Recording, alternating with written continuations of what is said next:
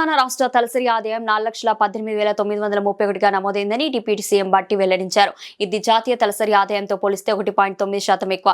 రాష్ట్ర వృద్ధి రేటు 10.2%గా ఉంది. ఇది జాతీయ వృద్ధి రేటు కంటే 2.7% అధికం. రాష్ట్రం మొత్తం స్థూల దేశీయోత్పత్తి 17.82 లక్షల కోట్లు, రెవెన్యూ వ్యయం 2,34,406 కోట్లు కాగా మూలధన వ్యయం 47,260 కోట్లుగా ఉందని తెలిపారు.